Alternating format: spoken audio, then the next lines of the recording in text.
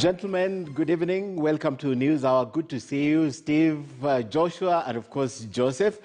Gentlemen, let's begin where I just left. Nothing. I can't talk about the substance without talking about the process. If the process was flawed, then definitely the substance we should have considered the process before we consider the substance. Let me begin with Steve. Steve, you had me speak to Martha Karua, and those were her words. I thank you, Ken, for having us here. I think Honorable Martha Karua spoke succinctly about the procedure and the substance. I think the more notable issue arising from this judgment is that the court faulted primarily the procedure used to initiate and to drive the BBI amendment bill, and also touched substantively on the substance of the bill. So what I believe is this: there are some positive aspects in the bill that were now undermined because of the other weak links in the bill, because people thought the bill in its substance was going to reverse critical safeguards. And I think we highlighted most of those concerns here on the show, and the courts have spoken. I think the question now is, how do we move from here going forward? Okay, how do we move from here going forward? Joshua, same thing. The bill cannot be spoken about because the procedure was flawed. So why are we even engaging in a conversation about substance? Now, thank you very much, Ken. My idea is quite simple. When you look at the substance and the process, I agree with Martha that when the process is flawed, then automatically the end result may not be okay. However, as a pragmatist and having participated in the process myself as a Speaker of a county assembly, and Nandi County Assembly actually undertook a public participation on the same, my proposition is quite simple. The substance still matters, and that's where we pick from what Steve talks about. Where do we move from here? If you look at the substance of the BBI bill, 75 to 80% of them can easily be canvassed through the parliamentary initiative. What is so difficult in us picking from where we have, and we don't have constitutional timelines that can hinder Parliament, both National Assembly and Senate, to pick from there. Then the other 20%, we can then push it upon, possibly, I wouldn't know how to correct the mess where we are, but the 20% that touch on the basic structure and those that require referendum, then we can lump it together with the next general election. After all, when we went to court, myself as a Speaker of the Nandi County Assembly, our question was whether voters could vote on issue-based, and the court allowed that. So that means we can then pick the issues that require referendum and take them to next year's general election. Okay. But for the 75% of the issues that are legitimate, we can do it through the parliamentary initiative. Okay, very interesting indeed. But let me bring this back to Steve. Steve, what is the place, and I ask this question straight, what is the place of the people who express themselves? Because the judges even mentioned about the 4 stages that this has to go through. And all the stages, the bill was taken through. What happens to the will of these people? Because if the Constitution demands just 1 million signatures and it was achieved, you move to the next stage, it goes to the county assemblies, and then it goes to Parliament. Where is the place of all this expression of goodwill and intention? Where is that place now?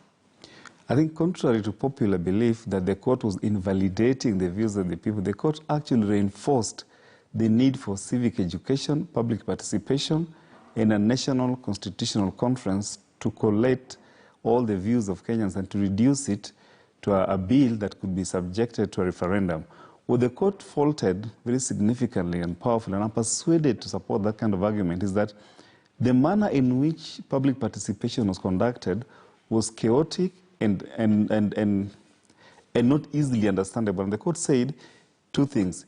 If you are going to amend the Constitution in a manner that affects its basic structure, and basic structure basically means the Constitution's core commitments, the things that we fought for the last 20 years or 30 years to make sure that the Constitution of Kenya look the way it looks. So if you want to change those, the very essence of our Constitution, the basic structure, some of which have been articulated under Article 2551, then you need a process that is located outside the Constitution. The process that is located outside the Constitution is more or less similar to rewriting the Constitution, and that process is steeped in public participation. The court said you have to comply with a 4-step procedure. Number 1, there has to be intense civic education, and then there must be pervasive public participation where people give their views, and then you have to convene them in what may look like a national constitutional conference so that the views are collated and people validate those views, and then you have to subject a draft bill arising from that constitutional conference to a referendum. So what the learning point is this. The court isolated the provisions of the Constitution that should not be easily amendable. The court did not say that you cannot amend the Constitution. Indeed, the court recognized in paragraph 473 of the judgment that you can, in fact, amend all the provisions of the Constitution, but there are some provisions that if you desire to amend, then it is as if you are rewriting the entire Constitution, and public participation must be organized, must be orderly, and must be detailed. And to achieve that, you probably need what looks like a Constitution Review Act to guide that process, because that process, as I've said, is located outside the Constitution. But if you're changing the Constitution to implement or beneficial changes to the Constitution, then you have to stick the procedure located in Article 255, 256, and 257, which means if somebody generates a bill through the popular initiative or the parliamentary initiative, it will be incubated for 90 days, which the Constitution stipulates as the time frame for public participation. Then if that bill touches on protected provisions and it seeks to advance or deepen implementation of those protected provisions, such as devolution, for instance, then you may subject it to the referendum. If the bill is located outside the protected provisions, such as the Duale bill seeking to implement the two-thirds gender principle, then you don't need a referendum. You just need Parliament to pass it, and then the President will sign it into law. Indeed. Joseph is now back with us. And Joseph, a flawed process, that's the unanimous decision of the High Court, a flawed process. Do we even have the moral authority, let alone the obligation right now, to speak about the substance? Why not, Ken? You know, these conversations we're having, and we're having them all over in the public space, and it's important to have them. We are mixing what I think should be a political conversations with a legal analysis of, you know, the correctness or otherwise of the process. I think this process has been condemned through a legal process of people who seemed partly, in my humble opinion, to have used political lens. And I'll give you a reason just now, only one. Every time I've gone back again and again and again to Article 257 of the Constitution of the Republic, but I'll just go to two: a popular initiative for an amendment to this Constitution, maybe in the form of a general suggestion or a formulated draft bill, that I can actually sit in the kitchen where I'm sitting just now with friends and come up with a general suggestion. It is still not a bill, it's still not an initiative, until I persuade at least 1 million people, using whatever means. Yes. Of course, they have to be lawful. It only becomes a constitutional amendment bill when I present a suggestion or the bill actually. It becomes an initiative when I present a suggestion or the bill together with the signatures to the IEBC. Anything before that is neither here nor there. Okay. So this is why I say, Ken, I think we are mixing, you know, a political assessment of this process. And if you do a political assessment, you could be totally right that, you know, Uhuru Kenyatta should not have done that, Raila Odinga shouldn't have done that, like some of the things Martha Karua was saying. But if you are looking at constitutional and legal provisions, you will have to be very clear where a constitutional amendment process starts. The things that were called reggae, you cannot call those ones a constitutional amendment process. Ultra-vires, President Uhuru Kenyatta, there was a big problem. Actually, the substance of that judgment, I think, dwelt on the process, the initiator of this process, and the fact that the president acted beyond his powers. Let me begin with the lawyers. Let me begin with Steve. Where was the role of the president in this? Would it come at the end? What if he has interest as the president of this country in issues that will shape, like if you look at the 9-point agenda, he had genuine reasons to begin this process, look at devolution, divisive elections, ethnic antagonism and competition, and of course, inclusivity. And yet, they're saying that the president, being elected popularly or by the majority of Kenyans, cannot initiate this process, Steve. I think that we need to create a distinction between political conversations, and that, to that extent I agree with JME, and legal process. What the court faulted what they considered, in their view, a top-down approach to constitutional amendment, and it said no, when it comes to changes, the constitution, especially if those changes are going to terminate at the referendum, and those changes are going to alter the basic structure of the constitution, which have said, basically the constitution's core commitments, or what you have fought for the last 2 or 3 decades, then that approach cannot be a top-down approach. The court understood the president's action of gazetting a presidential task force and then mandating this task force to look into what ails the country and what kind of suggestions, legal, administrative, and constitutional changes may be made so that we can correct that. Okay. Now, if the court understood that to be framing conversation around constitutional change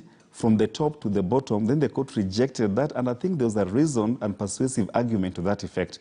Does it now mean that the president cannot initiate or participate in a process that is intended to result in changes to the constitution? The answer is no. The president can still do so through a parliamentary initiative. The Attorney General can draft a bill, and there are many instances. If you look at the Duale bill, and I participated in that, 2 of those cases, petition number 376 of 2016 and petition number 396 of 2017, where in petition number 376, Justice Mativo ordered Parliament to pass the two-third gender bill within 60 days. The Attorney General before then had been directed to draft a bill and present it to Parliament. The Attorney General was drafting this bill on behalf of the executive, a bill that was seeking to amend the Constitution to be able to implement it. So it's not true that the president cannot initiate or cannot participate in a constitutional amendment process, but what the court have said, the president's ability to drive the agenda is significantly weakened. Only his participation must be understood in the context of implementing the Constitution, and he can achieve that through parliamentary initiative. But on the political front, Ken, the handshake and the resultant 9-point agenda, the court did not touch or question the integrity or the viability of the handshake in the 9-point agenda. The gravamen of the petition was around the BBI bill, Constitutional Amendment Bill. But you cannot delegitimize, you cannot criminalize a political conversation. If you look at the 9-point agenda, resolving questions like ethnic antagonism, divisive elections, shared prosperity, strengthening devolution, respect of human rights, and so on and so forth, these are conversations that this country must have, because the moment you stop talking, you start fighting.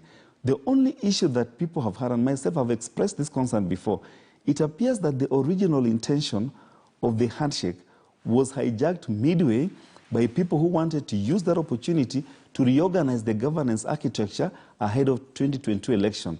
And maybe in there could be the problem. So I think we may have a conversation on how to keep the momentum on the productive aspects of the BBI, of the handshake, and even of the BBI. And I agree with Joshua.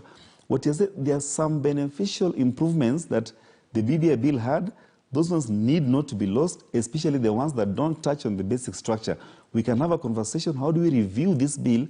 How do we isolate the beneficial aspects that seek to implement the Constitution? And I've already said, Ken, the two-third gender principle has been a niggling challenge.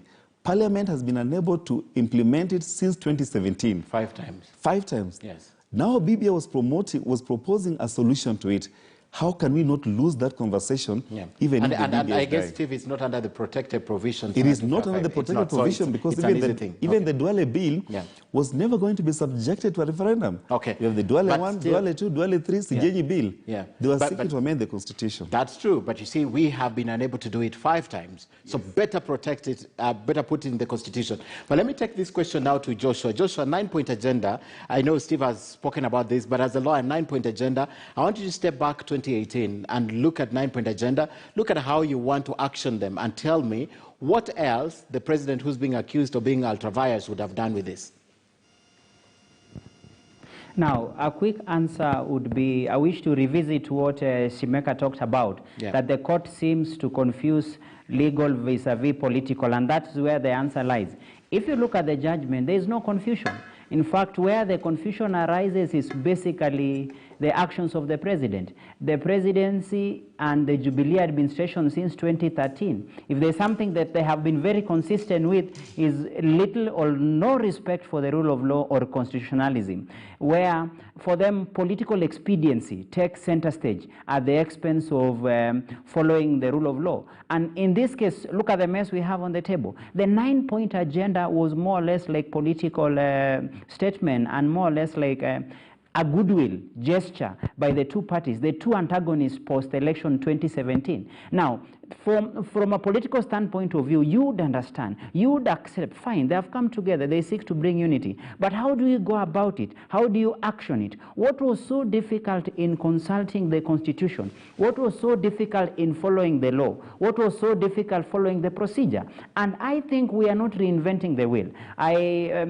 I heard what Martha Karua spoke about, and what I agreed with her was that there is a template to refer to. Let me take you back to the IPPG process of 1997, where it showed clearly when political forces come together, led by the president, they can easily solve things through the parliamentary option. However, if we want a clear template for popular initiative, let us refer back to the Bomas process, where it began. Yeah. And if I remember, I was a young boy. That is, I think I was in class 7, class 8. And look at the processing. When the court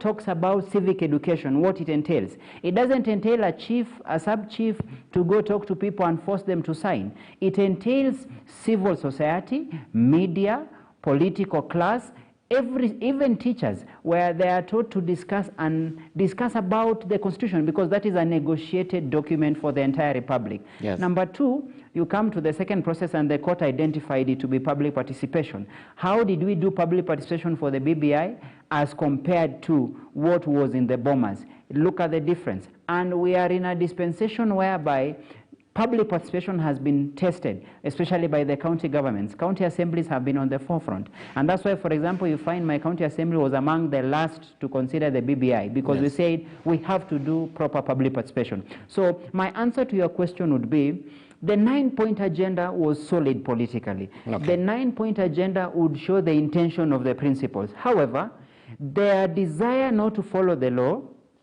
their limited respect for constitutionalism has messed the entire thing. Okay. Now we are at a place whereby there is a confusion between the two, and that is why, in my thinking, it is a simple case of Jubilee legacy coming to eat it, because the legacy of this administration has been always to fight the Constitution, never been in the place of following the law. Okay. What happens? You have what you have, an egg on your face. Otherwise, the good intentions of the 9-point agenda could easily be done. The president, for example, would have gazetted a task force who would come up and say, these are the 9-point agenda, but at the same time set up a national delegate conference, conduct civic education, do public participation, come up with the issues from a popular front. And Martha Karua said it very well. They approached government. So that shows you there was goodwill. Everyone said, even the deputy president, when he was at Bomas, I remember people were laughing at his comments and people were hitting at him. It ended up being political theatrics, because he said, what is so difficult in this? These are the issues we agree with. Okay. Why do we make it as if we are in a political contest? Okay. And if you look back, that is where the rain started beating us. All right. But you remember, IPPG was very temporary. 97, I think I was also in class 7 or class 8. It was very temporary, a very temporary solution. Now we're looking at something, Kipto, that can be entrenched in the Constitution, so that we have something to refer to. I know Steve spoke about a legal framework to amend the Constitution, which we still don't have. So IPPG was temporary. I don't want to go to that because it will bring another debate. But let me ask Simeha this. The elites effectively are being told you have no place in amending the constitution. The political elites, let me put it clear, the political elites are being told, sit back, wait for the end process.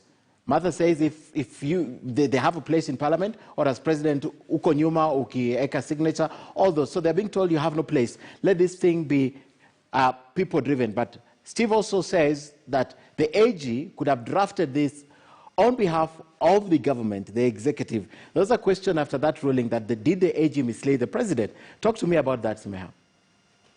Thank you, Ken. But first of all, let me begin. I can't help but begin by agreeing with the Honorable Speaker that since 2013, the Jubilee administration of William Ruto and Uhuru Kenyatta has mostly had the legacy of unconstitutionalism, disrespect for the rule of law, lawlessness, and so on and so forth. That I totally agree with the Honorable Speaker. It's not just limited to, it's not something that has arisen because of BBI. That has been the hallmark of this administration, and that is why the ODM party leader chose a political path that, in order to shift Kenya to the next level, it appears almost impossible to use the available constitutional legal framework, because those in power have no respect for it. So let's negotiate and see how we get out of this by attempting to alter the social agreement. To what you are saying, yes, I heard that. That seems to be what the court is saying, that the political elite, beginning with the president, have no place in using the popular initiative to propose amendments to the constitution. I have a lot of problems with that, including, I have a difficulties for someone in my position to defend someone like Uhuru Kenyatta, but for now he's the president. And I think part of the problem is people who went to court, maybe even the court itself, conflating the person of Uhuru Kenyatta as a president who pisses them off and a president, because in future, inshallah, we shall have different people as presidents. Are they telling us, or are they telling at least me, that this person loses their citizen rights? I have heard my brother Steve Ogola say, and I also heard Sister Karua say, no, the president has the parliamentary route. There is no guarantee that parliaments always support presidential proposals or agenda. A president could have an agenda that is popular with the people, but have a rogue parliament. Where does this president take that agenda if especially he would like to demonstrate that this proposal he has is not just supported by the political elite, but is a proposal that has the support of the people? I see a president has, whatever president, whichever president, should exercise his right as long as he strictly or she strictly follows the constitution to bring that agenda through a popular initiative, as long as, I repeat, they follow the constitution. I said to you earlier about the conflation between political conversations and legal conversations. Where does a constitutional amendment process through a popular route begin? When you hear people make an analysis of what was wrong, they are analyzing processes that were before any attempt to do what the Constitution requires in 257, particularly 2, and then 3. Those were processes before. Look, Ken, crooks could even come up with all manner of things and come up with a product which a citizen can look at and say, hold on a minute, this looks good. It is something I can use to propose an amendment to the Constitution if it gets minimum 1 million signatures. It won't matter that this product will have come from crooks. But the moment it becomes official, in my humble opinion, then those formal steps must be followed. Now, if we completely shut the way and say political elites have no role, have no position, have no right in using the popular initiative, then we are inviting chaos, because they have shown us before that they have ways. They have shown us before they can grab power, they can occasion deaths, they can use instruments of state to achieve what they want, they can show you that the state is a criminal enterprise without any embarrassment without any shame. I think it's a dangerous path to purport to decide that the political elite cannot enjoy citizen rights. And I repeat, for as long as they follow strictly what the Constitution and the law provides. And then finally, Ken, part of the thing that is making people criticize this process so much, including court, by the way, is the content. Whoever is proposing a constitutional amendment through the popular initiative can propose whatever they want, can even propose, let's have a monarchy in this country. It is not up to courts of law to talk to us about contents of the Constitution. That is a political question, deciding which content is good and which content is bad. It's a political question for the people of Kenya to decide. Courts of law should supervise us in terms of the process, that we strictly adhere to the process in accordance with the Constitution and our laws. That really is what I feel, that should we continue on that path, if it's not overturned, we will be inviting extra constitutional ways for political elites to achieve that reorganization of society that my brother Steve was talking about, and they're capable, they've shown us before, and they can do it. Okay. Unfortunately, to the detriment of all of us. To the detriment. Steve, the political elite, because I don't believe completely they should be shunned away from making such, let me say, progressive things, or progressive, contributing into the progressive ideas of this country, just because they sit at the top. So leave it down there for Wanjiku. So the fact that they are gagged completely, that ruling says you have no place in this process until it gets to where you sit. I think we need to clarify what the court said and the reality. Okay. The reality is you cannot exclude entirely the involvement or participation or the influence of our elected political leaders. Because if you are reforming the Constitution, there is the political conversation that must preface that reform, and then there's the legal process that must then inform the process itself, must then guide the process. I think, as I heard Honorable Kipto and yourself saying, in 1997 I was writing the KCP, but I think we read about the IPPG format. There was a lot of political involvement when you are negotiating minimum reforms. If you look at 1997 and 1998, the Constitution of Kenya Review Act, and again in 2004, when you had the Constitution of Kenya Review Act of 1998, that brought in now the Ash Palgai team, and then in 2008, that then now brought in the Committee of Experts, the involvement of our political leaders have always been at the center stage. What the court have said, the court contradistinguished the process in 97/98 that led to the creation of the Guy Commission. So it said there was, yes, the political conversation that led to the consensus. In fact, it is Parliament that enacted the Constitution of Kenya Review Act that then now created this Guy Commission that went ahead now to collect views, to do public civic education, public participation, and then culminating into a constitutional conference at Bomas. And remember, that process was scuttled by the then President Moi when he dissolved Parliament. Why the process stalled after President Moi dissolved Parliament is because the political input of our elected representatives was withdrawn when Parliament was dissolved. If you look at the workout draft in 2005, there was political input, but why that draft was defeated is because the political input was used to manipulate the outcome.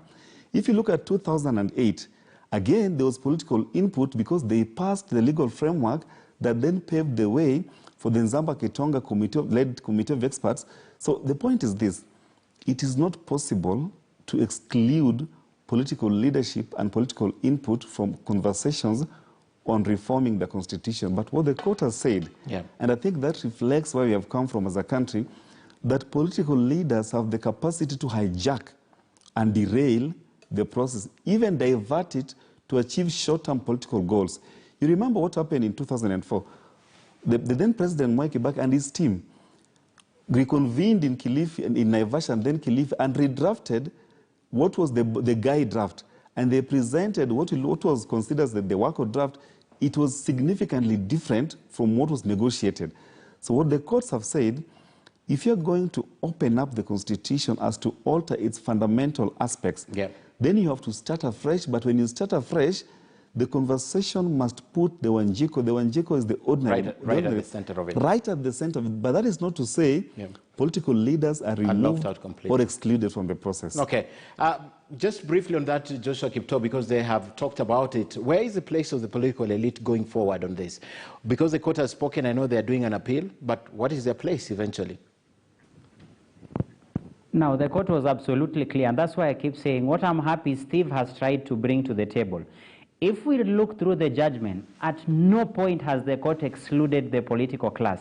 Surprisingly, the court has just enmeshed and provided the place of the political elite. For example, interpreting Article 256, interpreting Article 257, and says the president has mechanism through the parliamentary initiative. I quoted IPPG as a form of parliamentary initiative, but more importantly, which I'm happy Steve has picked, is on the Bomas process of 2003, 2004. Yes. Look at how, and that is the best template I would want us to refer to. So the court has just placed us at that right place. Number two, I need to bring to the attention of our viewers that remember the County Assembly of Nandi and Kericho, when we were seeking interpretation of the Supreme Court on the issue of public participation, the same High Court has answered that issue, and that again brings to you the place of the political elite, because we ask this question: when we conduct public participation, which is mostly domiciled in the county assemblies and the national assemblies, which is basically the heart of the political elite, our question was, where do you take the views of the people? And the court has been absolutely clear that we cannot amend a popular initiative during the process, but we have the obligation of conducting public participation. Okay. So in my view, the political elite has not been excluded, cannot be excluded, but they have a specific role to play. The only thing I would ask is that let us have a pragmatic approach. Even the president, in fact, the issue I have, and I'm really looking forward to the appellate process, because their concerns will be laid bare. One of the concerns the team, the BBI team have had is that previously they got a court order from Judge Mativo giving them a clean bill of health for the steering committee. The IBC are on the table saying also they got a clean bill of health from the same High Court, telling them that they have a quorum to be able to transact. So that means at the appellate level, it will just confirm, or if it would set aside the the landmark ruling of the 5-judge bench at the High Court, I don't think it will differ substantively with the directions that somehow we have an idea of. And I keep saying this is not a new process. We've done it before. Since 1963, the lessons we've learned when it comes to constitutional amendments, the political class has always been at the center of scuttling because of myopic interest. And what the court has tried to do was basically place them and show that political elite has a place, but in a structured, more consistent way that 30, 40 years to come, the next generation can still apply the same processes. So, Ken, my prayer would be, let us not make it a fight between the judiciary and the executive as to whether the judiciary is trying to exclude the president, whether the judiciary wants to exclude the political elite. But in my considered view, and after looking at the judgment, they basically gave us where we belong. In fact, more importantly, I was happy that they accepted our proposal, which was, can we be able to vote on issue basis? And that was again confirmed. And the political class will have a field day,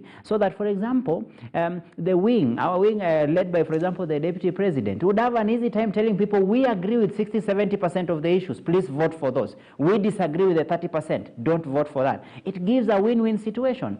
The BBI group would say, we agree with the 100% of the issues, vote on all the issues. So that tells you the court has basically given a proper placing, the place of the political elite in the constitutional making process and amendment. All right, gentlemen, we have a few minutes on the clock.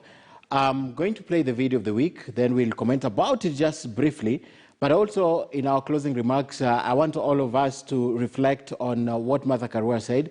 The voice of the court at this particular moment is the voice of the people, and hence, the leaders, the proponents should hear this voice. But before I play the video of the week, let's take a look at this image of the week, because I think it's very important. Let's take a look at this. This is the image of the week.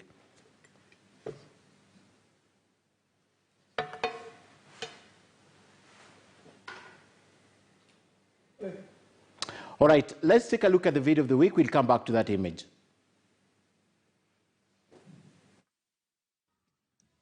Tuko barabarani. Katiba, hakuna inchi ambayo iko na katiba ambayo tuko naye sasa. Na muangalie, Najua hapa mko na mawakili wengi. Reverend, siku moja mkimaliza kanisa, tafuta wale wakili ambao mko nao, muambie wasomee wenzao katiba ya Kenya. Na wafanye googling mpaka katiba ya hapa ambapo mnaishi. Waambie kama wataona katiba more progressive kama ile yetu ya Kenya. Anywhere. Ha? Ndipo naambia hawa wengine ambao wanazunguka hata kama na waheshimu, ni haki yao. Wawachane na katiba yetu kwanza, waacha tuimplement. Sasa mnataka kubadilisha jameni, mwaka miwili tumekuwa na katiba, tunabadilisha katiba.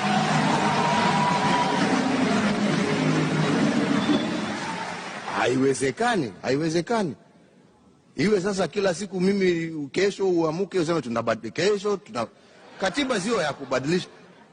Hatuwezi kuchoka kujaribu kwanza kuimplement ile ambayo tuko nayo.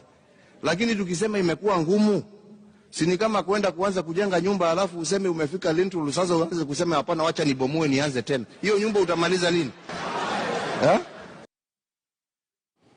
Right, once upon a time, President Uhuru Kenyatta, that was so many moons ago. We'll comment about that, but let me just show you the image of the week. This is very important. I came across this on the internet, and just look at this. That's the Port of Lamu, commissioned in 2012. It just looked spectacular. I just loved it. I wanted to show you those who may have not seen it on Twitter. That's our image of the week. We'll be looking at the newspaper next, but let me come back for the closing remarks from my guests here. And I'll begin with Steve now. Steve, one of the things that I want you to talk about as we close, the voice of the court right now, the 5-judge bench, is a voice of the people. But don't forget there were 4 million people who signed. Don't forget about the county assemblies. And also don't forget that there is parliament that spoke. I think, Ken, the lesson that we have learned from the BBI judgment is that the judiciary can be very critical in slowing or puncturing political impunity. But if going by the kind of reaction, the sharp reaction that we have seen and the backlash from our political leaders, it can demoralize the judges and the judiciary in total. And that's why Kenyans must stand up and stand against judicial attacks. If you don't stand with the judiciary and shield it from unnecessary political attacks, people saying that judges now need to be elected, people saying that judges should also remember they need security. I think judges, as Maraka said, judges do not retire in heaven and then return in the morning to conduct their business. They live amongst us, they are our fathers, they are our brothers and sisters, and so on and so forth. Let us respect the independence of our judiciary and let us guard it, because judiciary can save the political fabric of this country. Okay. Remember in 92, 97, in 2000, especially 92 and 97, there were no substantive challenges to the presidential election because people thought judiciary was not independent.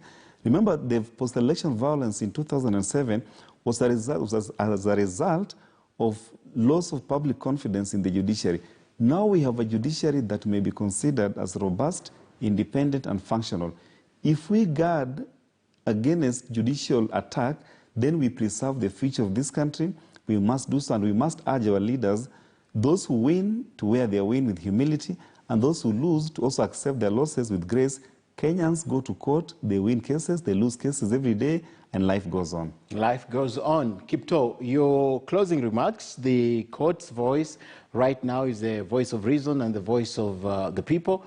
The proponents need to step back and rethink what this judgment meant. Kipto. In a liberal democracy, judicial independence is a very, very critical component. What I'm happy about with our judiciary is that despite the challenges, despite the fight back they have faced from the Jubilee administration since 2013, they have held firm. And my prayer is that as a new Chief Justice is being sworn in, and today, you know, I was listening to the MPs giving their comments as they, I think yesterday and today, as they were approving the name of our CJ, now who has been gazetted, Honorable Lady Justice Martha Koome. I was really happy. I couldn't imagine that Adan Duale, the former majority leader, today would speak about judicial independence. And I was like, how can we ensure consistency? Or how can we guarantee judiciary can remain as it is? And what judiciary has shown, their job is basically to interpret the law. They are the one to keep us on a straight jacket. If we give them support, and remember, this is a judiciary that has suffered for the last 6 or 7 years. As we speak right now, their finances or their budget was severely cut. Remember the issue of revisiting? They have really suffered. More importantly, it is almost immoral for Parliament to sit idle and see whereby 40 judges are yet to be appointed by the president, despite the entire process being above board, the entire process following the law and the constitution. We still have 40 judges, and yet we are here talking about backlog of cases. We are here talking about judicial independence. So my prayer would be, this judgment is an eye-opener. It makes Kenyans see the place of judiciary in this process. Secondly, I also think that we also need to be pragmatic. The judgment was not about bashing the president or the political class, but rather it was to show us what to do. And my prayer would be, let us be pragmatic by picking the issues in the BBI that can still be implemented. And my parting shot would be, if you look at the issues of the BBI, 70 to 75%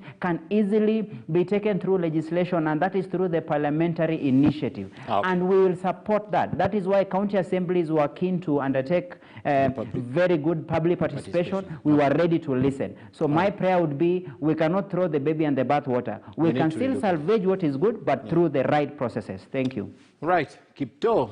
Let's conclude this. And Simeha, unfortunately, they have eaten into your time. You have seconds. They begin right now. It's okay, I'll eat into your time. I don't have any. Yes. Just a quick, again, one or two things that I'm happy the judgment to me does is that it provides an opportunity for more substantive national conversation on what BBI was or is and what it wasn't. It actually sort of like jolts us and it has forced us as a nation to discuss in a more structured and a more substantive way. Secondly, speaking as someone who was somewhat involved, for me it provides an opportunity for what had been lost with regards to the constitutional amendment part of BBI to be brought back, and the mischief that had been sneaked into that bill to be expunged.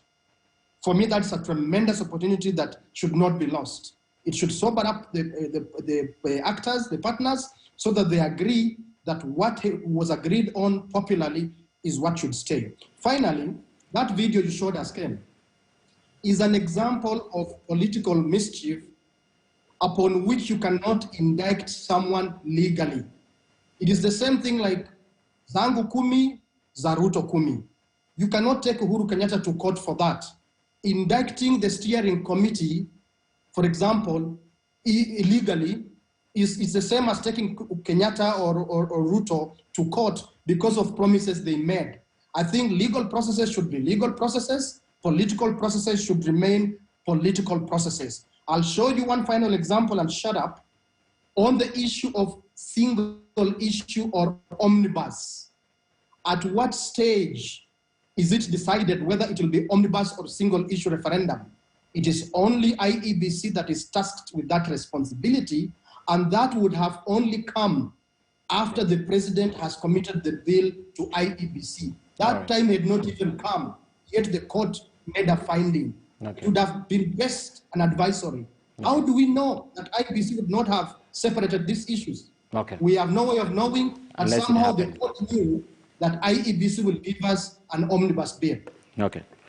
Thank you, Joseph. So many moving parts, I have to admit, in the ruling and, of course, in the discourse that followed it and the opinions. I'm telling you goodbye shortly, but before I do that, let's take a look at the newspaper for tomorrow. And President Uhuru Kenyatta and ODM leader Raila Odinga are furious as William Ruto celebrates.